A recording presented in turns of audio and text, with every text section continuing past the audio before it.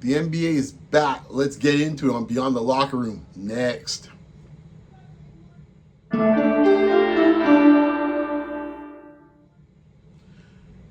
Week 1 of the NBA is in the books. I'm going to give you my reaction to it, what I've seen, some of the observations I have. We're going to get into the NBA itself, but first let's get into the team I'm wearing right here. Let's just start with the Toronto Raptors, the local squad. I know many of you guys like to hear about them. Many of you guys are Raptor fans. So let's get into the discussion. Some of you may already know my thoughts a little bit on what I think so far, what I've seen this season on our weekly podcast with Basketball Rewind with Kenyon and Coach Roach. But I think I want to get in a deeper dive a little bit here, just personally on my thoughts on what I've seen so far in the first 5 games of the season. The Raptors, I'm going to put it to you this way. It'll make sense in a second. And I want to make sure that every Raptor fans hear this, that can hear the sound of my voice, understands what I'm saying when I say this. 2 plus 2 cannot equal 5. It doesn't matter what way you do it. Okay? It can't equal 5. That's just the fact. And I think what you're seeing with the Raptors right now is that playing out right there in real time. And what do I mean by that? There's, I would say, 3 to 4 items that, if you're looking to have a very sustainable and winning team, winning culture, I guess, certain things have to happen for you to have a winning team. 1, you have to be actually a capable defensive team. We'll get into that in a second. 2, you have to have, in this case here, some type of front court, prowess of some sort. Not necessarily it has to be the strength of your team, but you have to be respectable enough in this case here that you can actually guard, defend, and at least put a little pressure on the rim, either offensively or defensively, to protect it at times. That's 2. 3, you need, in this case here, to be able to produce sustainable offense in the half court. That's just a fact. And 4, you need to be able to have good and strong point guard play. So, I hear Raptor fans all summer league, all preseason, telling me about even Raptor, especially the Raptor ecosystem, which has been a fascinating observation to watch to see how fast things have turned within about a week's time. If you had to go back about a week and a half ago, you swear this team was going for the playoffs, the top 6 team for sure in the East. The weak East. That's all we heard, the weak East. I heard some people even talking about top 3. I was wondering if I was in the Twilight Zone. I thought it was Rod Serling for a second. Really? And where did I land in this case here? And I'm sitting here scratching my head thinking okay, I think I remember having this discussion before. Oh yeah, that's right. I had the discussion last year at the same time. Well, I heard many of these Raptor fans telling me the same thing. Be it listening to them on podcasts, be it listening to them in blogs, articles, spaces, telling me the same thing. And I said, we are not getting fooled. We're not having the okie doke pulled on us again, are we? No, that can't be the case. But yes, here we are again, folks. Yes, indeed. Here we are in October 2025. We are back in the same spot we were last year. So I made 4 points at the beginning of this discussion. So let's break down each one of them. Let's start with the first one, defense. The stats are all out there. I think right now they're letting opponents score about 127 to 128 points per game. The stats are pretty gaudy in a bad way. Now you ask yourself, I hear all these Raptor specialists and Raptor podcasts and analysts tell me this, that, and including folks on Spaces. Oh, Darko has to do this, and so has to do that, and so got to be a better defender. You are what you are.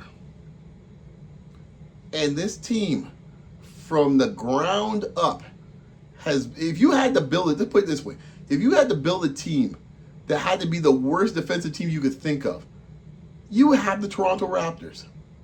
What do I mean? You have a center in this case, when he actually is healthy, but it doesn't really make a difference when he's healthy or not, because that's the new one now. It's the back injuries for Pirtle. That's it. As if he was any different last year with him. But, as the defense was some shining example he was playing last year. And here's the thing.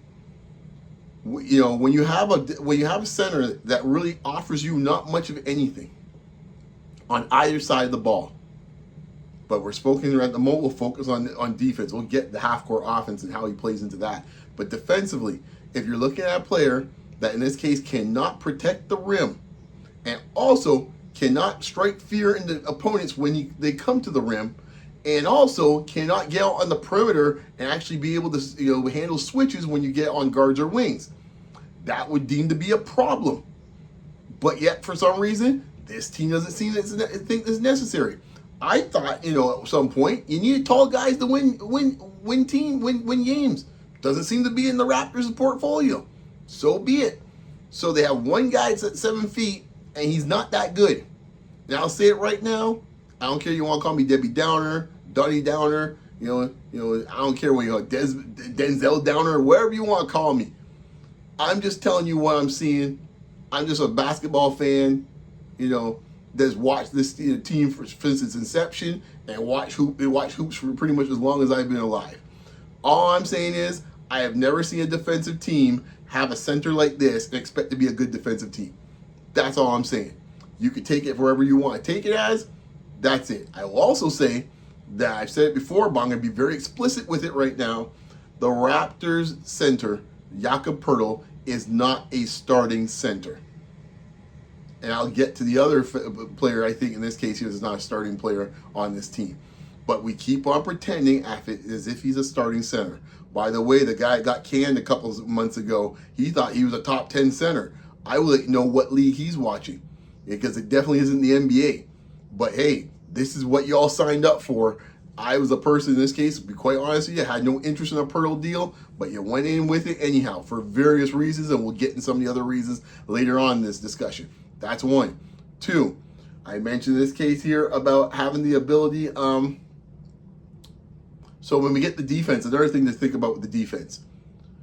If you don't have a guy, in this case, at the back of the back line that can actually block shots, what you cannot do in this case here is have a multitude of below average defenders. Another thing I mentioned in this case here to many people, as well as on Spaces, as well as on that crazy thing called X, I said, I kept on hearing this thing. It was almost, in this case, it was like talking points given out to Raptors brass, Raptors media, and saying, last year, the last half of the season, their defense actually got much better, and they were like in top 15 in the middle of the pack. It might be a precursor to something this year. I'm like, you people, you guys losing sleep? No, dude, that's not what happened. What happened was two things. One, they had a crappy schedule near the end of the season. And two, they had a bunch of guys that were hungry. And there were two types of guys that were hungry. One, either young players in this case that actually had a defensive pedigree to begin with, a.k.a. Jacoby Walter, or Shed, and I could add a few more. Or they had guys in this case that were actually trying to win a job, like A.J. Lawson, as well as many others that were trying to win a job. When you're at that time of the year and other teams are tanking, you're going to look good defensively because you were hungry either to prove yourself to get more minutes like the young guys were, or the other guys trying to make it onto a squad for the end of the season or next year. It only made sense that they would be playing all out for that, and you had teams like Washington that were tanking, and Charlotte and otherwise. But yet, many Raptor fans took that as some type of harbinger of things to come. And then Summer League came. Oh my goodness, they're trapping 94 feet. Look at that. They're like the Razorbacks in this case here, the 90s under Nolan Richardson. 40 minutes of hell. Look, folks, I said it then. You can go back and check my tweets. I asked the question. This is not sustainable when you get the actual guys that are going to play the real minutes. Because the problem you had, be it last year at the end of the season or the Summer League, those dudes aren't getting the real minutes. The dudes that are getting the real minutes are the below average defenders. A la Emmanuel Quickley, a la R.J. Barrett, a la Grady Dick, even though that one's starting to slide a little bit, and I'll get to him a little bit later, a la Brandon Ingram, a la Jakob Poeltl. Those dudes, for one thing, A, they're not going to be sitting around here trapping people 94 feet. All five, and Scotty Barnes included. They ain't doing that. B, they ain't got the capability to do so because most of them are below average defenders at this point, 4 of the 5 starters. and yet somehow playing them at least 30 plus minutes, and yet somehow, once again, the math ain't mathing, folks. These are 5 guys that are playing 30 minutes a night, if not more, most of them, and yet somehow you're telling me this is going to be a good defensive team with 4 of the 5 of them is below average defenders. Okay, make the math work. As I said before, we started off this podcast. 2 plus 2 cannot equal 5. It won't work. All right, so now let's move to the next one in this case here. What did I have next in this case on the list? I don't know. I can't remember in this case here. Let's go. Let's pick half-court offense for 200, Alex. Okay, half-court offense. And you're sitting here wondering, like, well, let me get this straight here. You actually expect that you're going to sustain offense by just running and trying to turn over the ball and try to have fast breaks all day long. Well, a bunch of people that are not capable of doing so. Okay, so now when we get to half-court offense, you have a bunch of players besides only one of them in the starting lineup that actually could get their own shot. But yet somehow, I keep on asking this question, 2 plus 2 cannot equal 5. You have your strength in this case here are your wings for scoring, but yet time and time again, this coach wants to run out a 1-5 offense where in this case here, either the point guard has the ball most of the time, who's not really a point guard, we'll get to him in a second, and the 5 spot in this case as the quote hub of the offense. Mind you, this is a man in this case here 2 years ago told me in September he actually see Precious Achiuwa being the hub of offense. I almost spit out my drink. I said, this dude can't be serious. But he was serious. Is Precious Achiuwa in the league right now? Just curious, just asking for a friend right now. Anyways, I digress. You cannot expect this dude and these dudes in this case running 1-5 offense with Quickly and Pirtle being the guys managing the ball, and then all you have is Scotty and BI and RJ just being finishers. It's like, okay, that makes sense. As we watch IQ just dribble the ball out, which leads to our next point. And, because the half-court offense-wise, they don't have enough guys to create. And let me tell you something. One last thing with that half-court offense, if I see one more damn DHO with Pirtle involved in it, and I think Wemby, if folks didn't get it before, which I was trying to say, Wemby explained it to you. When you have Jakob Pirtle giving DHOs, it doesn't matter what the other guys do. They can run around the Mulberry Bush all they want. It doesn't matter. Because the quote, the Rocket doesn't matter. Because no one's respecting Pirtle from 17, 18 feet out there. He might well go out for a picnic. No one's worrying about that. Wemby sat there like 5 feet off of him. So what does that mean? All the passes you want, the guys are zigzagging, cutting all over the place, running around all over the place. Like Grady in this case here can't get the ball. Why? Because no one's respecting Pirtle as a threat on offense from there. It doesn't matter. Quickly, Scotty could come around the corner in this case here. All's going to happen is a big, in this case, a la Wemby, could just go and play the lane. And once he comes over there, they could quickly trap in this case. And because Pirtle's no rim runner, you can get back on Pirtle, no problem. But yet this coach continues to do the same nonsense. Once again, giving you the definition of insanity. Expecting, doing the same thing, expecting a different result. And year after year, and now year after year, 3 years now, essentially almost, we've watched this nonsense now play out. And some of you all still talking about we're going to be a playoff team. Anyways, I don't even know. I had 4 of them. Anyhow, let's get here. I can't remember the 4th one. Let's get to IQ. IQ. Remember I said before about how Pirtle in this case is not a starting center? Put that on the old epithet there for Emmanuel Quickly. He is not a starting point guard. Sorry to say it, he's not a starting point guard. You asked for, you gave this man a whole heap of money. I think some people said in this case, Corey, he's getting like $32 million a year. It doesn't even matter the number. And you would have him out here now to justify this contract you gave him when no one else really is that interested in him.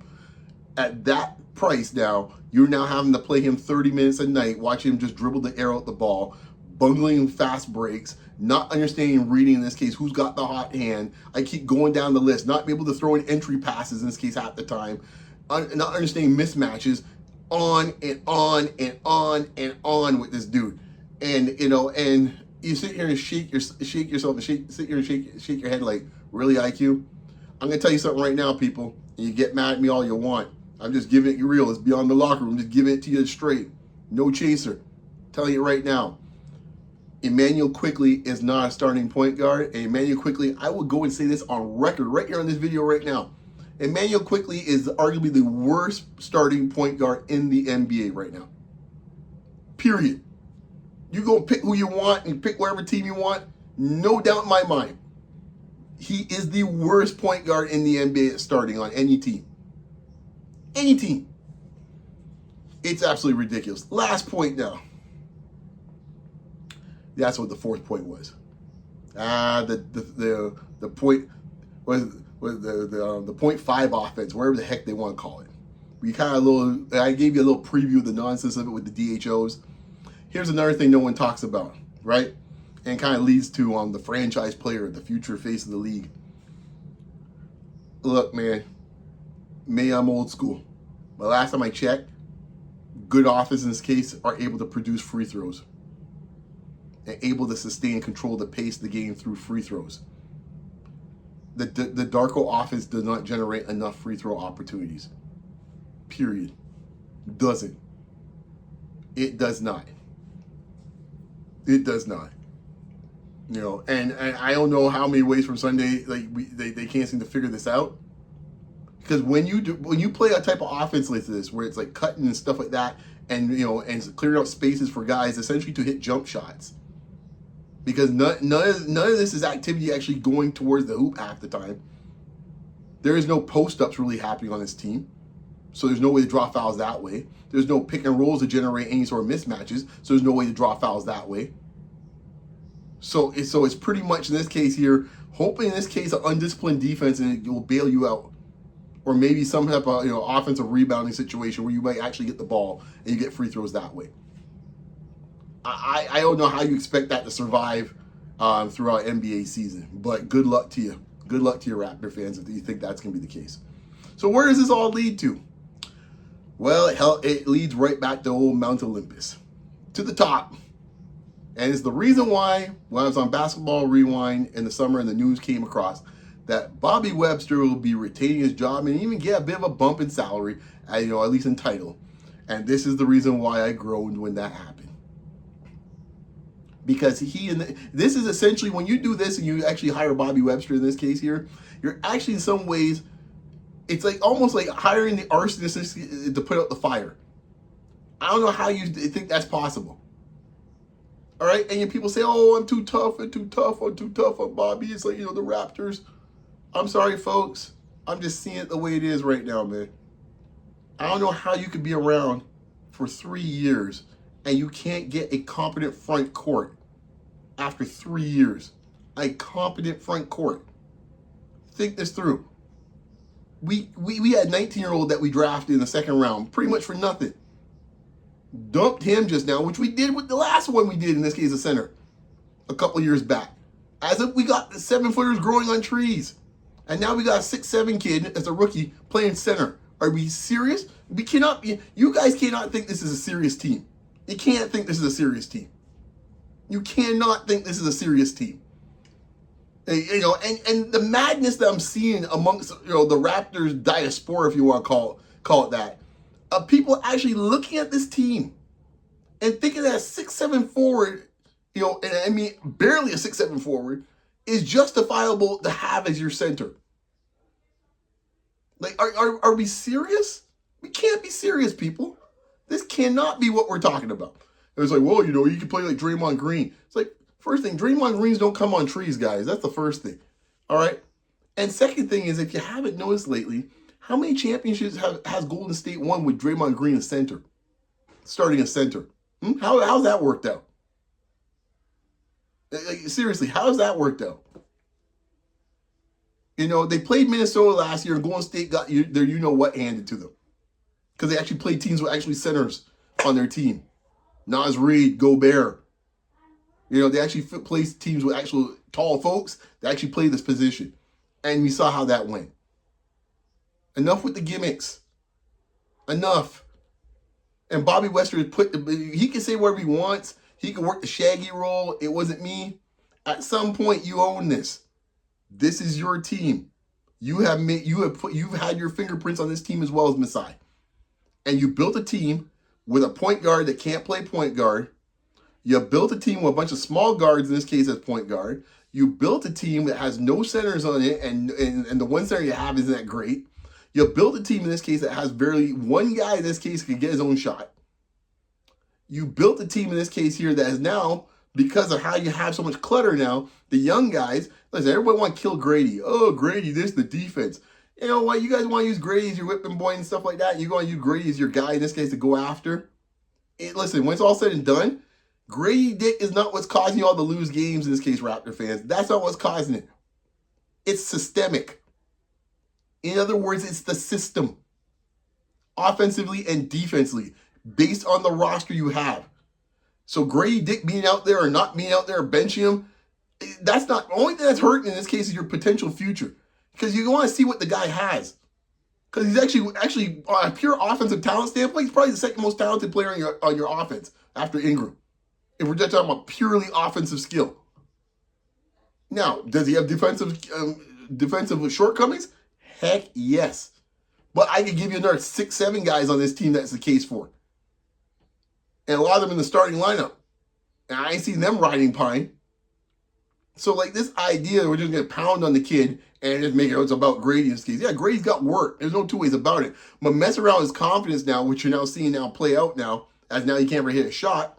That's what happens to young players when you start messing around with their minutes. You know, as I said before, and I talked to Kenyon about this, I will wait to see with Bobby. I'll hold judgment from this standpoint to see if he's his own man, kind of. We'll find out. But it's not looking good at the moment because one of the things I think was an easy fix, you could have moved off of Ochai in the summertime. You know, the clear space. Nope. We got Ochai out here still taking minutes from either Jacoby or Grady. Fantastic. You could have got yourself some more bigs in this case, be it through the draft or the offseason. Nope. Didn't bother doing that. No. We didn't want to do that. No, we didn't want to do that at all. So I don't know what you expect in this case. Would you expect anything different? And by the way, if you've seen the schedule, I'm not saying it's going to be the case, but 1-9 in the first 10 games is on the board, people. It's on the board. So I don't know what to tell you. I said it on record on Basketball Rewind. I've said it on X. I saw this team winning about 34 to 38 games. So let's split the difference. 36 is the mark. And right now, they look like they're definitely going to be on pace to make that number. They might even do a little bit better, depending on what your perspective is. But I think right now, Raptor fans, you're getting a dose of reality. And no set of like changing a couple guys in the lineup here and there is going to change this. You know, I'll say one last thing because, you know, I can't go without talking about the franchise player who's had a very typical mercurial start of the season for Scotty. Some good, some bad, some ugly. One thing I find with Scotty, though, and I'll throw this out here and give it something for food for thought. There is a correlation that's happened in the last few years when Scotty's had 30-plus point games, and unfortunately the Raptors don't win. Now, I think it's something that it needs to be dug into more. Like, why is that happening? What is it about that that's causing that? I have my own theories. I'll wait and play it out and look for some more, you know, I guess empirical evidence to see what at least what I'm seeing, and you know, and then maybe the stats will continue to maybe bear out what I'm thinking, but we'll see. But I'll just put it this way: sometimes all 30-point games aren't equal. I'll leave it at that. I'll let you guys chew on that. So that's where I think with my Raptors early first week reaction. Call it my little dissertation on the Raptors at the moment. I'm sure as the season goes on, I got plenty to say on Basketball Rewind and right here on Beyond the Locker Room when it comes to our favorite team, you know, the Raptors, number one in your hearts, the T-Dot. And we'll discuss them more as the season goes on. To wrap things up is a bit of a long one today because, hey, the NBA's been a busy, you know, they've been a busy little bee in this case, the NBA. And I won't get into the gambling stuff. I'll get in that a little later. In another pod, perhaps, as well as some of the coverage of the new partnerships, which on the surface I really like a lot, and I'll get into more details about why I like them. But let's just go around the league and just kind of some things that jumped out at me. Lakers had a big win last night against Minnesota. Overall, now they think they're 3-2 now. Austin Reeves out here just putting up numbers and just doing his thing. You know, talent. You know, he's got decent talent, but you know, this is what we're talking about here in some ways, right? The Lakers don't have a lot of great grade A defensive wonders out there at times. Connect's getting a ton of minutes. A fair amount of other guys in this case are getting minutes. Jake Laveria, decent defender, but like nothing to write home about. Ayton's gotten killed for his lack of defensiveness intensity over the years. But JJ's got them playing right now. He's got them playing. He's got guys in the right spots. He's found a way to get the ball in the right people's hands. That's all I got to say about that. With no LeBron, no Luka. So keep that in mind when everyone's crying about this, that, and the next thing about the Raptors. Keep that in mind. Other teams have issues right now, a lot bigger, and they're finding ways to win. Also, too, OKC doing the thing. They really had to exhaust SGA early in the season, some big games. The Pacers game, the Rockets game, they pulled out both of those games. Heavy minutes that SGA had to play. I definitely think they're going to start dialing him down, but for the time being, with J. Will out, he's got to carry a big load there. So we'll see where things go. They're still the odds-on favorite to repeat at the moment in my mind. There are some interesting teams that might give them some trouble, but we'll see. We'll see where things lead with them as well as some other teams. Sticking into the Western Conference, one more team I would say that's intriguing at the moment.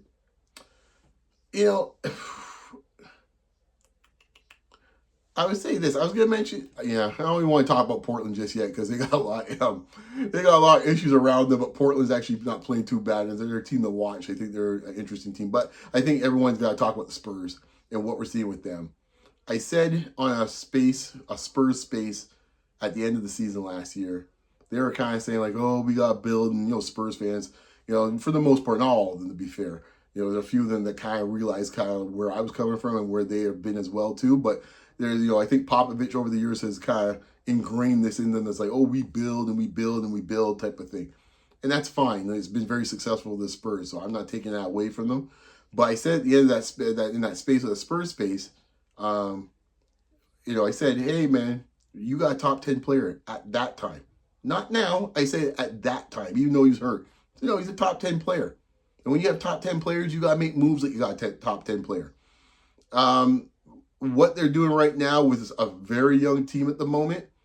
And there's another thing, too, on a side note. Everyone say, oh, our team's so young, this and that and thing. OKC's a young team. They just won a championship. We're looking at San Antonio right now, 4-0 right now. They got a ton of young players. Like those days are dead, man. If a guy can play, he can play. Get him out there and play. And I think right now what you're seeing with their guard play with Wemby, Castle is really starting to come into his own. He still struggles a little bit with the decision making as a point guard, so the turnovers got to get cut down. But he's definitely, you can see he's taking another step, another level for himself. Harper, he's what was advertised.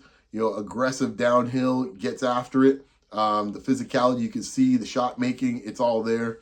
He's been fantastic. And I think, a blessing in disguise with Fox's injury. And it's going to make for a very interesting time when Fox comes back, how they deal with that. I am looking forward to seeing how they manage that situation. Because, there's a possibility you can move Castle up to the 3. That's a possibility. He's got the size for it as far as like thickness and stuff like that, physicality. He might be a little shorter than your typical 3, but it might be possible. But you're going to have to find a way to keep those, keep Harper and Castle out there together. They get after it defensively. They're explosive offensively. The Spurs are a fun team to watch, man. My man, Big Vic, doing his thing, man. Doing his thing. That is the future face of the league. That is the league right now. He is the face of the league. All due respect to SGA, he might be the best player at the moment, and I think that is the argument to be made. He may be the best player at the moment. Some might still throw out Jokic, fair enough. But as far as what the face of the league is, no, boy, it's down San Antonio. He's that dude. He is that dude. I get used to watching Spurs games a lot on national TV. On the East, I'll just say this. One word. Giannis. My goodness. I had this discussion with the Basketball Rewind guys the other day, going back to your best player in the game type of stuff. I don't really get into those discussions too often. But I must admit, if you had to put true serum on me and say, okay, if you had everyone at the peak of their powers, who might end up being arguably the best player if everyone's playing at their full peak? I don't know, man. The man from Milwaukee, man, I watched him dismantle the Knickerbockers. And I swore at one point there's like there's multiple Giannis's on the floor because I couldn't believe he seemed to be everywhere. Blocking shots, running the lanes, taking the ball coast to coast, dunking, posting up. It was, setting up guys for passes. It was unreal. Unreal. And he's fun to watch, man. I don't think he gets credit being how fun a player he can be when he's going. But I enjoyed that thoroughly, man. It was really nice to see. He gets after it. No nonsense with him. Hope Scotty learned a lesson in this case here, man. You may not want to flex on Giannis. Not a wise move. But he's a fantastic player, man. It's one of those things where you just got to kind of just take back and just enjoy the greatness, man, which a lot of fans do not do enough of. And because one of these days he won't be here, and it'd be like boom, just like that in a wink of an eye, in a puff of smoke, and he'll be gone. But boy, in the moment, I'm enjoying it, man. I really enjoyed what I saw from him and what he's done so far in the early season. Just a few other things. Boston's kind of starting to get things back in order after a rough start. So guys still watch them. Celtics are still cagey. Cleveland's gotten off to a bumpy start at the moment. No Garland, and that's gonna be a question for Cleveland all the time. But I still think Cleveland's gonna be there when it's said and done as one of the top teams. So the East is kind of working its way out. Some surprises and some the Pacers right now haven't won a game yet. Obviously, right now, they are they're a mash unit at the moment at the guard spot. It's one thing to lose Halliburton. It's another thing then to lose Nembhard on opening night, and then to lose Mathurin too. Pascal's doing all he can at the moment, but boy, Ben Shepherd and some of these fellas got to step it up a little bit. They've been in every one of the games, but they can't get over the hump. So I still think the Pacers will find a way to get back in the mix when it's all said and done. They'll get some guys back soon, so we'll see there.